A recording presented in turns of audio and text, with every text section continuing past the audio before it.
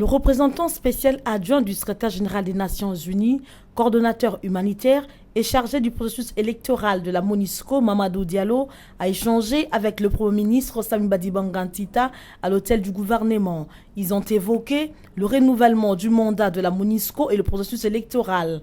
Mamadou Diallo a félicité le gouvernement pour le respect de son engagement vis-à-vis de la CENI, malgré le contexte financier difficile. Le gouvernement Samy Badibanga continue de faire ses versements à la CENI. Le chef élection en MONUSCO pense qu'à cette allure, la date butoir du 31 juillet marquant la fin du processus d'enrôlement sera respectée. Et nous nous sommes félicités, son Excellence et moi, de l'évolution positive et des résultats qui ont déjà été atteints.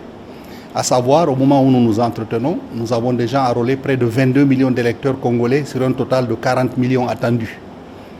Si nous continuons à ce rythme, avec le soutien financier du gouvernement, l'accompagnement de la CENI et son leadership, mais également le soutien de la MONUSCO, nous pouvons dire avec certitude que nous allons tenir le délai du 31 juillet 2017 comme étant la date butoir de finalisation du fichier électoral, donc d'être prêt pour les élections. À ce jour, le gouvernement continue de faire des versements dans un contexte économique qui est très difficile, mais il trouve quand même les moyens de pouvoir honorer ses engagements. Concernant les activités de la MONUSCO, Mamadou Diallo s'est réjoui de la poursuite de la collaboration entre la MONUSCO et les FARDC dans le cadre des opérations de lutte contre les groupes armés. La MONUSCO a reçu mandat d'apporter un appui logistique au processus électoral en RDC. Mamadou Diallo revient sur le transport du matériel électoral. Nous avions reçu mandat de la CENI d'aider à transporter près de 2400 tonnes de matériel d'enrôlement. Et au moment où je vous parle, à la date du 13 mars exactement, près de 2 semaines avant la date du 31 mars, qui était notre date butoir, nous avons déjà délivré l'ensemble de ce matériel.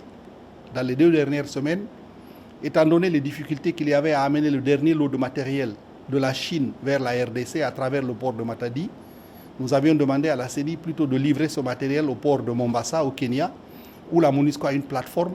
Nous avons donc récupéré ce matériel qui était composé de 11 500 groupes électrogènes et nous avons, avec nos gros avions, fait la rotation pour transporter l'ensemble de ce matériel qui était à près de 1000 tonnes de Mombasa vers la RDC. Le gouvernement Samy Badibanga est sur le point de relever l'une de ses principales missions, la tenue des élections.